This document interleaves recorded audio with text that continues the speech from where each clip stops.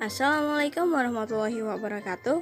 Perkenalkan, kami dari kelompok 15 yang beranggotakan Raina Yasmin dan Risma Auliatul Zahra. Pada kesempatan kali ini, izinkan kami memaparkan materi tentang manajemen operasi dan rantai nilai sebagai bentuk pengumpulan nilai tugas ujian akhir semester Gasal mata kuliah pengantar manajemen dengan dosen pengampu Ibu Syarifah Ida Farida.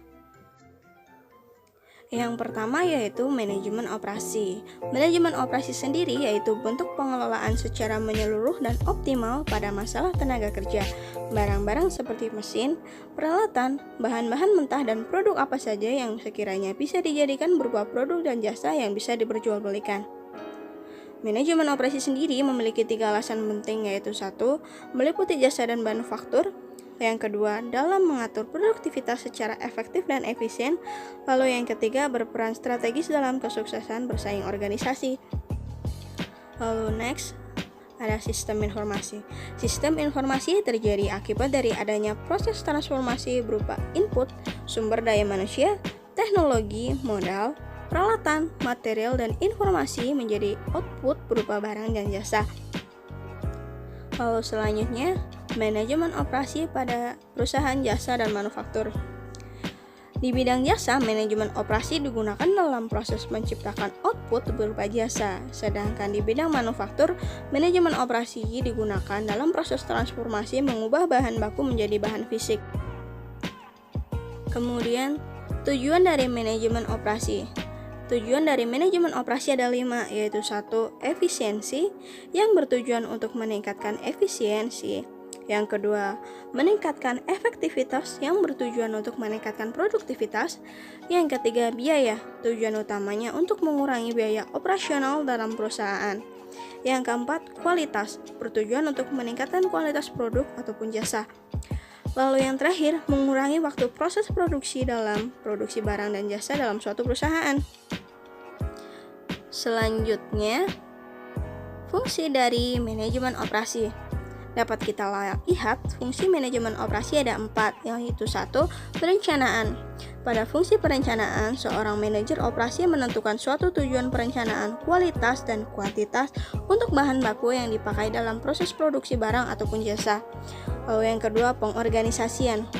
Pada fungsi pengorganisasian, manajer operasi menentukan sebuah struktur individu, grup, seksi, bagian, dan divisi untuk mencapai tujuan organisasi.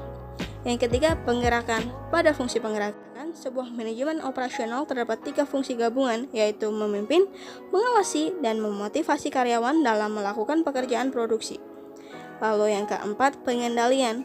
Manajemen operasional memiliki fungsi untuk mengembangkan standar dan jaringan komunikasi yang dibutuhkan agar sebuah pengorganisasian dan penggerakan sesuai dengan yang direncanakan dan tujuan organisasi bisa tercapai. Demikian penjelasan tentang materi manajemen operasi dari saya. Materi tentang rantai nilai akan dijelaskan secara lebih lanjut oleh rekan saya.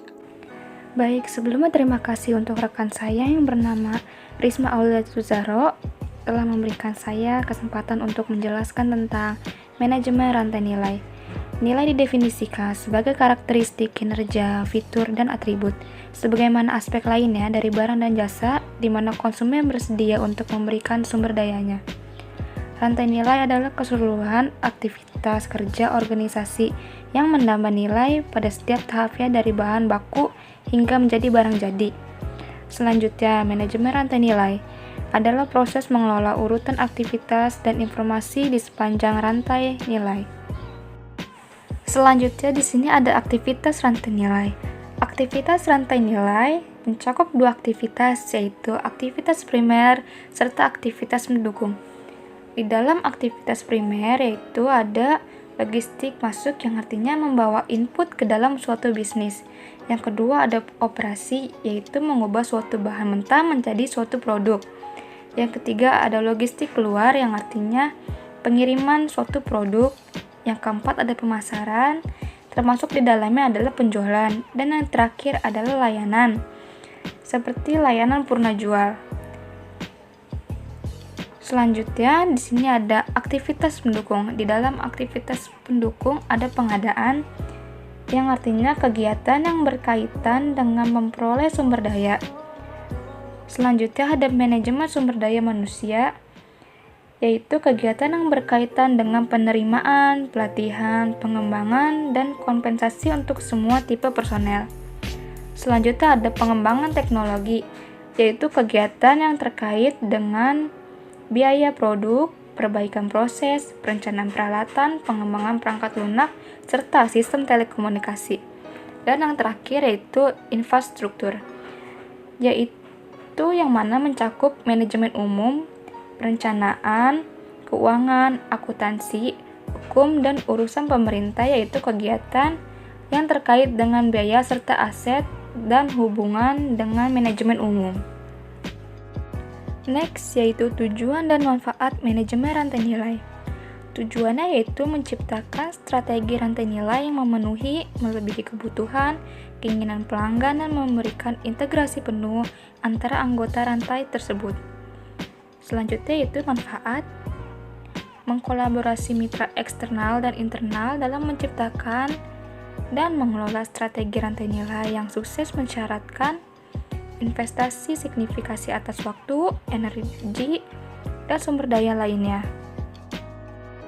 Kemudian selanjutnya ada persyaratan manajemen rantai nilai, ada 6, yakni yang pertama, koordinasi dan kolaborasi.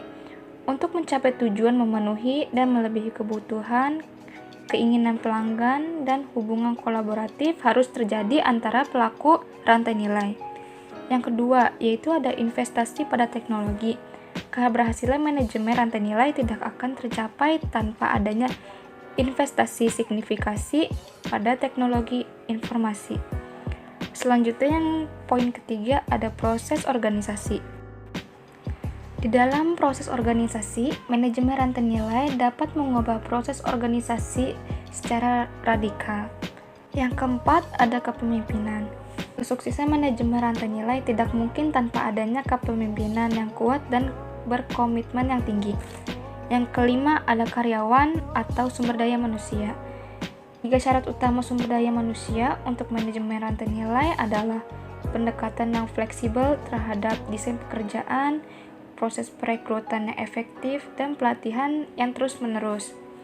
Selanjutnya, ada budaya dan perilaku organisasi. Persyaratan terakhir untuk manajemen rantai nilai adalah memiliki budaya dan sikap organisasi yang saling mendukung. Selanjutnya, rintangan terhadap manajemen rantai nilai. Yang pertama ada hambatan. Rintangan hambatan ini mencakup penolakan atau keengganan berbagai informasi, keengganan merubah keadaan situasi, dan isu keamanan. Yang kedua ada sikap budaya. Perilaku budaya yang tidak mendukung, terutama kepercayaan dan pengendalian, dapat menjadi manajemen rantai nilai. Yang ketiga ada kemampuan yang diisyaratkan. Kemampuan koordinasi dan kolaborasi, kemampuan membentuk produk untuk memuaskan pelanggan dan pemasok, serta kemampuan mengedukasi mitra internal dan eksternal tidak mudah. Tetapi kemampuan-kemampuan itu diperlukan untuk menangkap dan memanfaatkan rantai nilai. Dan yang terakhir ada manusia. Tanpa komitmen tegas orang-orang di organisasi untuk melakukan apapun diperlukan manajemen rantai nilai tidak akan berhasil. Selanjutnya di sini ada pertanyaan, yaitu isi pertanyaannya, apa persyaratan manajemen rantai nilai di dalam investasi?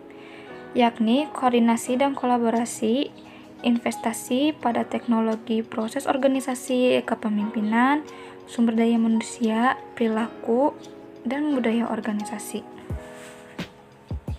Sekian untuk hasil presentasi kami dari kelompok 15 yang beranggotakan Rena Yasmin dan Risma Aulatuzaro tentang materi manajemen operasi dan rantai nilai. Jika ada salah kata atau kalimat yang dapat kurang dimengerti, kami dari kelompok 15 mohon maaf. Dan saya ucapkan terima kasih.